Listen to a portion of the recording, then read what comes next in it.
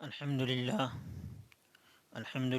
نحمده ونستعينه ونستغفره ونؤمن به ونتوكل عليه ونعوذ بالله من شرور أنفسنا ومن سيئات أعمالنا من يهده الله فلا مضل له ومن يضلله فلا هادي له ونشهد أن لا إله إلا الله وحده لا شريك له ونشهد أن سيدنا ومولانا محمد عبده ورسوله أما بعد فأعوذ بالله من الشيطان الرجيم بسم الله الرحمن الرحيم فاسألوا أهل الذكر إن كنتم لا تعلمون آمنت بالله صدق الله المولانا العظيم۔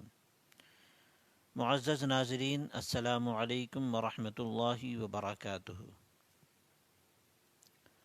درود پاک پڑھ لیں۔ الصلاۃ والسلام علیک یا رسول اللہ، الصلاۃ والسلام علیک یا حبیب اللہ، الصلاۃ والسلام علیک یا نبی اللہ وعلی آلک واصحابک یا محمد رسول اللہ صلی اللہ تعالی علیہ وسلم۔ معزز ناظرین، پچھلے جمعہ کو جیسا کہ میں نے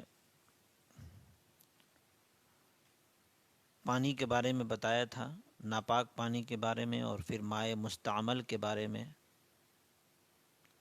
اور پھر ان پانیوں کے بارے میں کہ جن میں دو اوصاف ہوتے ہیں تو اس کا حکم کیا ہے،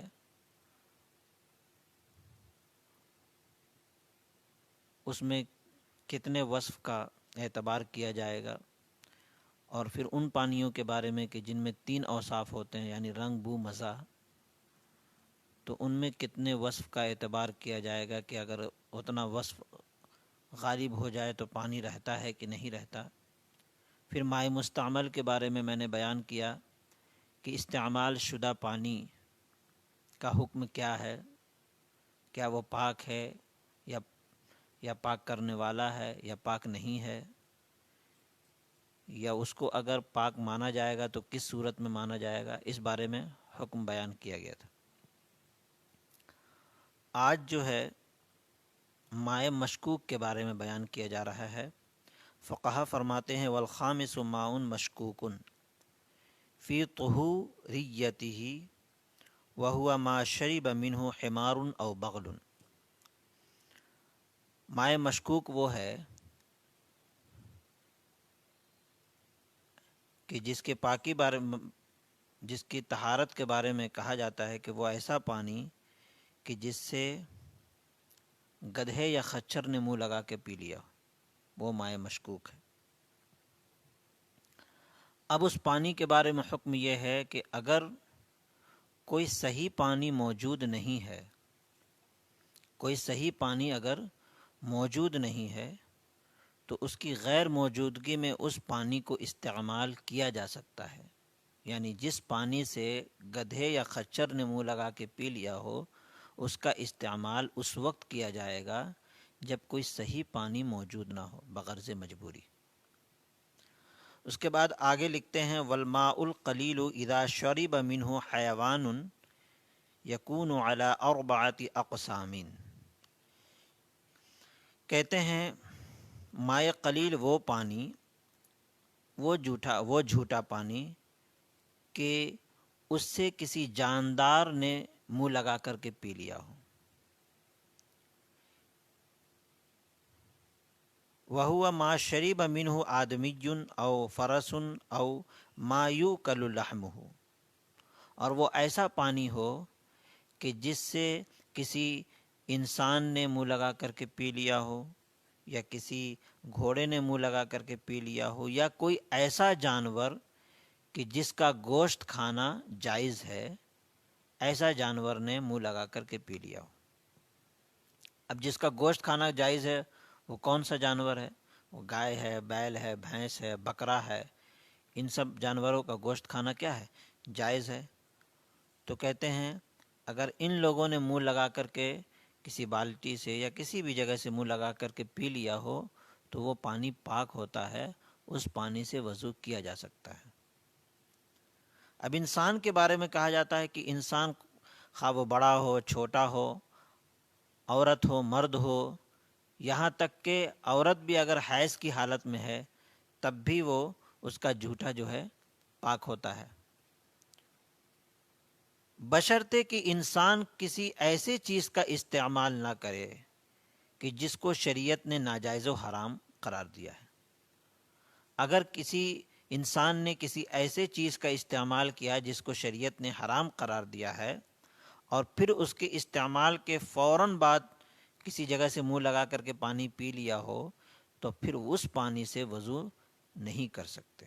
جیسے مثال کے طور پہ شراب وغیرہ، تو شراب جو ہے حرام ہے، اب شراب جو ہے انسان نے پیا ہو اور پھر کہیں سے منہ لگا کر کے پی لیا ہو، لوٹے سے پانی پی لیا ہو یا کہیں سے بھی، تو اب اس پانی سے وضو ہم نہیں کر سکتے۔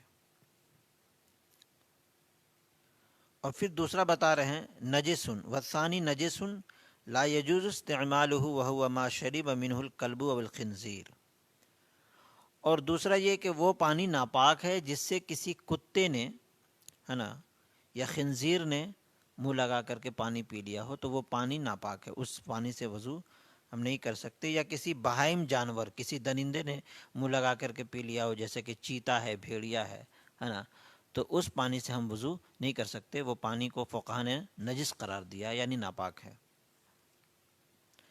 اب تیسرا وہ پانی،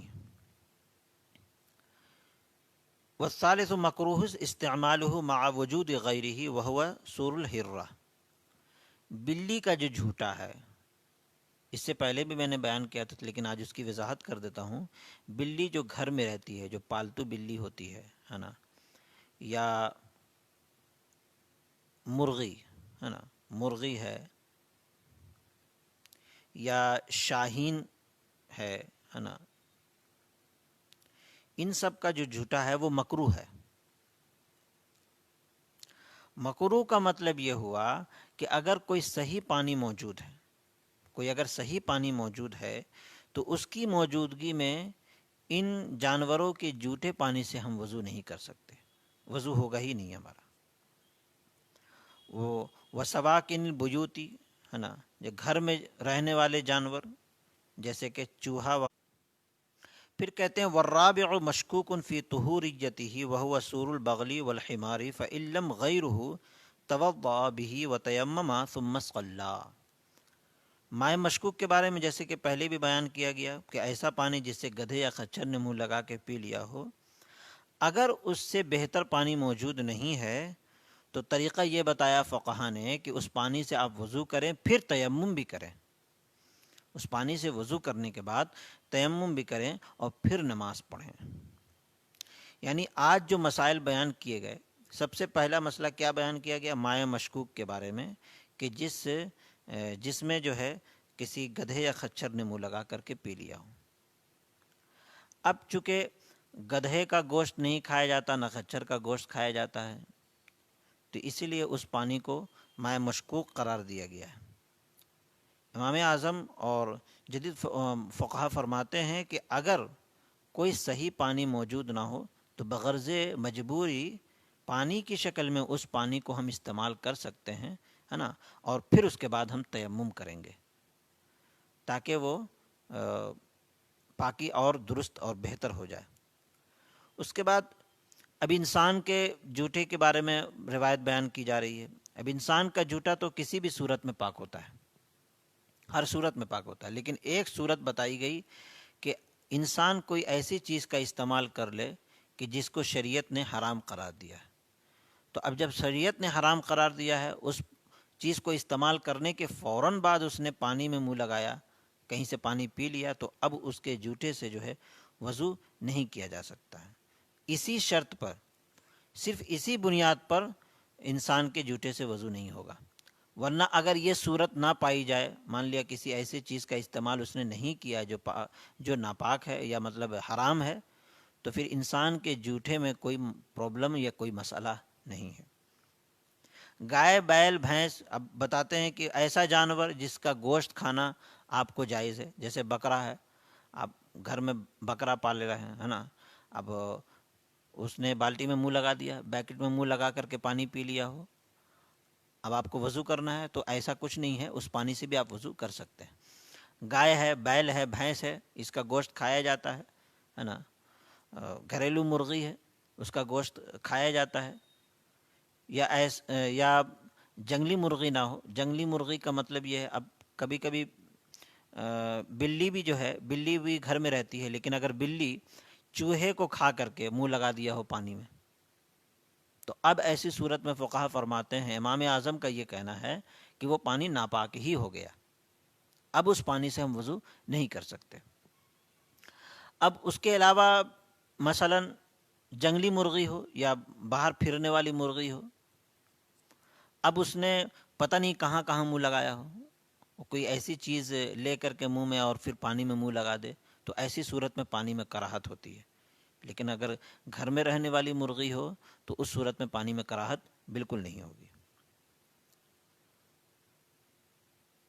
پھر کتے کے بارے میں کہا جاتا ہے، کتا دیکھیے، کتا کا لعاب کیا ہوتا ہے؟ ناپاک ہوتا ہے۔ خنزیر تو نجیس العین ہے، کتا نجیس العین نہیں ہے، کتا کا لعاب ناپاک ہوتا ہے، اور لعابی سے خون بنتا ہے، خون سے پھر گوشت بنتا ہے۔ تو جب لعاب ناپاک ہو گیا تو ظاہر ہے کہ وہ اس کا جوٹا بھی ناپاک ہو جائے گا۔ اور خنزیر نجس العین ہے، چاہے وہ خشک کی حالت میں ہو، چاہے وہ تر کی حالت میں ہو۔ خنزیر کسی بھی حال میں اگر آپ کو ٹچ ہو جاتا ہے کپڑے میں یا کسی میں بدن میں، تو ناپاکی کا حکم دے دیا جاتا ہے۔ بٹ یہ کہ کتا اگر خشک، اگر کتا بھیگا نہ ہو، خشک ہو، یا بھیگ بھی گیا ہو کتا، لیکن اس کا لعاب آپ کے کپڑے کو نہ لگا ہو یا بدن کو نہ لگا ہو، تو آپ ناپاک نہیں ہوتے۔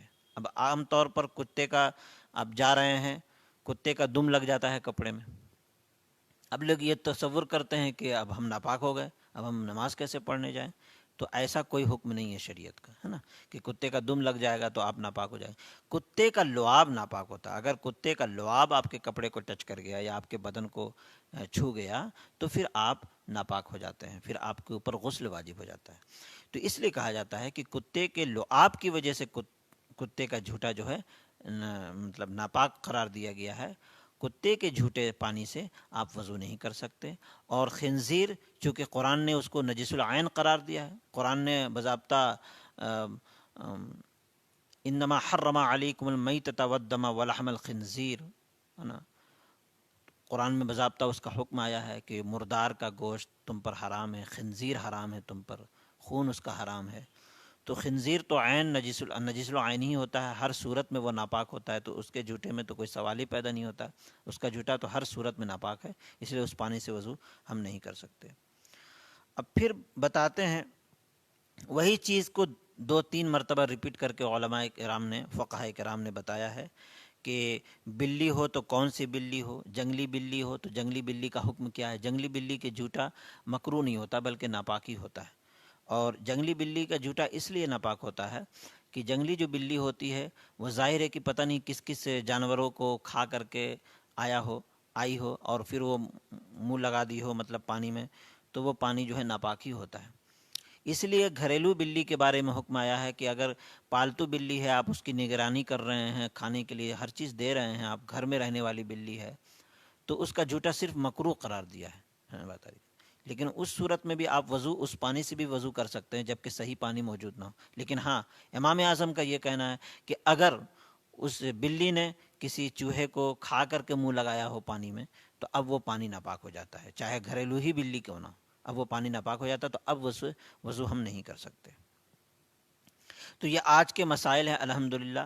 پانی کے حوالے سے آپ کو 2 یا 3 نشست میں ہم نے بتایا آپ کو کہ مائع مستعمل کے بارے میں کیا حکم ہے نا، پھر اس کے بارے میں پھر ان چیزوں کے بارے میں بتایا میں نے کہ منجمد چیزیں اگر پانی میں مل جائے، یعنی جس میں جماؤ ہو، ہے نا، جیسے پھل فروٹ ہو، ہے نا، یہ منجمد چیزیں ہوتی ہیں، پانی میں مل جائے تو اس کے بارے میں رقت و سیلان کے بارے میں نے بتایا۔ پھر جو بہنے والی چیزیں ہیں جیسے کہ دودھ ہے، جیسے کہ سرکہ وغیرہ ہے، یہ بہنے والی چیز ہیں. اب دودھ میں 2 وصف پائے جاتے ہیں، سرکہ میں 3 وصف پائے جاتے ہیں، یا کوئی بھی ایسا جو پانی کی شکل پانی کی شکل رکھتا ہو اور اس میں 3 وصف پائے جاتے ہیں، رنگ، بو، مزہ، اس میں سے 2 وصف کا غلبہ ہو تو اس پانی کا حکم کیا ہے؟ وہ پانی پاک رہتا ہے کہ ناپاک رہتا ہے؟ یہ سارا حکم ہم نے تفصیل سے بیان کر دیا. مائع مستعمل جو استعمال شدہ پانی ہے، عام طور پر لوگ اس میں کنفیوز رہتے ہیں کہ اگر ہم ٹوائلٹ وغیرہ میں جاتے ہیں، بیت الخلاء میں جاتے ہیں، تو مائع مستعمل کو پاکی حاصل کرنے کے لیے استعمال کر سکتے ہیں کہ نہیں. تو اس کے بارے میں فقہ فرماتا ہے کہ حدث بھی اس سے دور نہیں کیا جا سکتا ہے مائع مستعمل سے. تو اس لیے مائع مستعمل کا حکم اس وقت عام رہے گا، یعنی اس پانی سے ہم وضو یا غسل نہیں کر سکتے جب تک کہ وہ مطلب زیادہ مقدار میں ہو. اگر کم مقدار میں ہے اور مائع مطلق زیادہ مقدار میں ہے، یعنی اچھا پانی اگر ملا دیا گیا ہو تو اچھا پانی زیادہ مقدار میں ہے، تو پھر اس پانی سے بھی ہم وضو اور غسل کر سکتے ہیں، چونکہ اس پانی کا حکم اب مائع مستعمل کا نہیں رہے گا، مائع مطلق کا ہو جاتا ہے. تو یہ تمام چیزیں ہیں پانی کی روح سے. الحمدللہ امید کرتا ہوں کہ انشاءاللہ آپ کو مسائل سمجھ میں آئے ہوں گے. اور اگر کسی معاملات میں اگر کنفیوز ہیں آپ، پانی کے جو بھی مسائل میں نے بیان کیے، اگر اس میں کسی طریقے سے آپ کنفیوز ہوتے ہیں تو برائے کرم آپ اپنا سوال بھیج سکتے ہیں. انشاءاللہ اگلے فرائیڈے کو انشاءاللہ اس کو دیکھ کر کے اس کا جواب دینے کی کوشش کی جائے گی. رب العزت کی بارگاہ میں دعا ہے کہ مولا تبارک و تعالی ہم سب کو کہنے اور سننے سے زیادہ عمل کرنے کی سچی توفیق عطا فرمائے اور اس مسائل کو زیادہ سے زیادہ لوگوں تک پہنچانے کی سچی توفیق عطا فرمائے. استغفر اللہ ربی من کل ذنب واتوب الیہ وما علینا الا البلاغ. السلام علیکم ورحمۃ اللہ وبرکاتہ.